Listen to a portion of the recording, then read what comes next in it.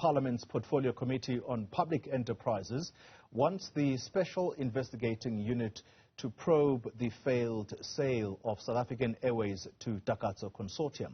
Public Enterprises Minister Pravin Gordhan last week announcing that negotiations for the consortium to take a 51% stake in the carrier had collapsed. Let's get an understanding now of the reasoning by the committee for wanting the SIU to get involved here.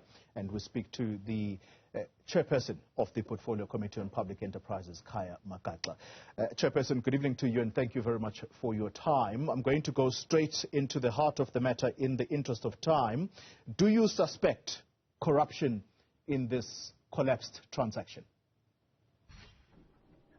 Not really, but our responsibility was to investigate the allegations that were made by the former Director General. We only specifically concentrated at the investigation, the validity of those allegations. And among those allegations is the issue around the Rand Merchant Bank, also including the issue around shortlist, that one entity that happened to make the threshold or to be recommended was not on the shortlist. And those are specific issues that we were concentrating on when we were making this investigation. Investigation that took beyond the time that we were supposed to, due to the reluctance and the slow pace that was made by the minister in terms of collaborating with us in the process. I can just make an example that, in fact, the committee wanted to be fair to both the person who made an allegation and also to be fair to the minister. We reached an understanding that out of listening to the, of course, evidence presented by the person who made an allegation, including the minister as a respondent, that led to a situation where we ended up agreeing unanimously as a committee that, okay, this matter is supposed to go to a more credible and a more capacitated kind of an agent that will be able to get to the bottom of these issues, especially to the allegations that relate to signatures that were disowned by the Director General. We don't want to assume that because we see the signatures there on those documents, that he is talking nonsense when he said he is not the person who signed those documents. Therefore, on those bases, a forensic kind of an investigation will be necessary, of which we, as members of Parliament, we don't have that capacity. So two critical issues you mentioned. RMB, that's Rand Merchant Bank.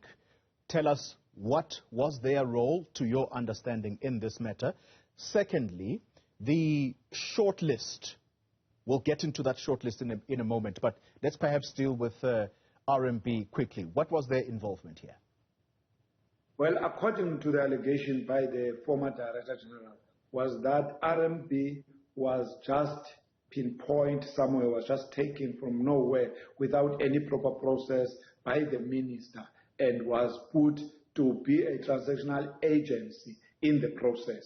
Therefore, it is RMB that was executing the whole process of shortlisting.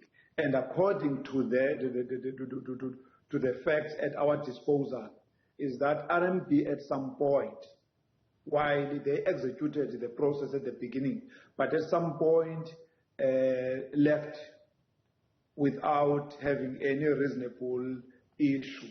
They just left, and then after they left, the department which brought RMB, because it claimed not to have enough capacity to execute that particular responsibility of a transactional agency. Transactional agency. Therefore, after that, RMB started the work and left the work. After they left, the department didn't advertise or get somebody else to do that work. Instead, all of a sudden, it has some capacity and establish a team that end up continuing with the process. And in their continuation of the process, there is some controversy that happened. This Harith company that the former DG is claiming to have not been part of the shortlisted company at the beginning, it's not there when RMB was doing the work. RMB didn't shortlist that company. But after they left, that company came to be among those companies of interest, and it happened to be the company that was given the job. And that is a problem that we, as members of parliament, we could not get our head clear on that. All right. So you've explained that RMB, its involvement was to shortlist, but at some point they leave the show without concluding the process. And importantly, they were the shortlisting company. They were the company involved in shortlisting. Is this, Chairperson, got to do with the allegations that Takatso, because they were not part of this shortlist, was quote-unquote handpicked? And by whom would that have been done? Well, according to our understanding is that even the process of RMB, because the allegation was that RMB was picked from somewhere by the minister, according to the former Director General. And there was no proper processes that was followed. And RMB started the work and made the short list. And in that short list of 4 companies, there is no Harith or Takatso company. And the Takatso Harith company emerged after RMB has left. And after they left, the Department of Public Enterprise that claimed to have not having enough capacity to do that work, hence they outsourced to RMB, could not look for another company. Instead, the same Department of Public Enterprise established or assembled a team. And that team is the team that, in their process, Harith or Takatso emerged. Therefore, you've got 2 processes. The process by RMB, where Takatso Harith was not involved, but was not shortlisted because they didn't have interest in the SAA in the first place. After RMB left, you have now an emerging Harith Takatso being a favorite company that have now changed to have interest in Mango but on SAA. Now, that alone, we saw it as members of the committee as a very controversial kind of a thing, which has a lot of questions that we could not get. Secondly, the department didn't have a capacity. That's why they appointed RMB. But now, after they left, the department all of a sudden, they do have a capacity. It's not clear how do they gain that capacity after this company left. It's very interesting how Takatso then comes into the picture based on what you have detailed, Chairperson. Previously, yes, on this channel, we spoke to Gideon Novik. He previously was part of the Takatso consortium. At some point, they left the stage. But he said something to me. I was interviewing him, and he says how they got involved was that they had a call from a certain official within DPE, and I said to him, are you in a position to tell us who this person was? And he said, no, I'm not going to mention names. And that's how he says they got involved. Are you aware who this individual may have been that would have ultimately involved Takatso? You know, those details will, unfortunately, we could not get to such details because those details, we saw it as something above our capacity. Because you have documents that talk about, that were presented by the former Director General, including some WhatsApp text between himself and the name you just mentioned. And at that moment, they didn't have interest yet directly to this SAA deal. Yeah. But all of a sudden, the company emerged. Now, it emerged out of, we don't even know what frustrated RMB to leave the responsibility unfinished. It's not clear. And we don't have the capacity to bring all that together so that we can get, as members of parliament. That's why we felt that we will need people who are more capacitated to look at those things. On top of that, unfortunately, we were not receiving a necessary attention from the minister. It took minister long months to cooperate on basic things, that's to give us any information, even to make presentation, let alone the document which were to back what he have mentioned in the committee. Chairperson, can I stop you there for a moment, because that's a very critical element that you bring in now, because it's my next question. Is there still insistence that this collapsed transaction, the documents that have stemmed out of it, those be kept confidential?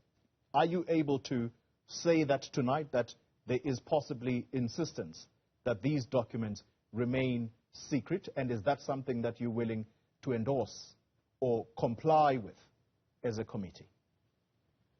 Well, according to the legal advice we had, there was, I think he was convinced out of interacting with the ministry as a parliament legal advice that some documents necessarily could need an in-camera in order for us to be able to get into them.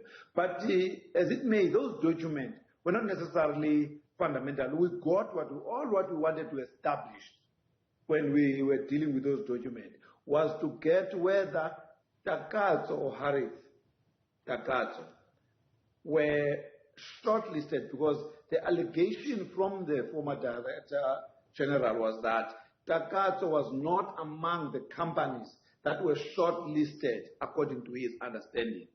That's why he put that report emphatically, that something has to come out, how Takatso emerged, because according to his understanding, as a former Director General at the time, they were not part of the deal.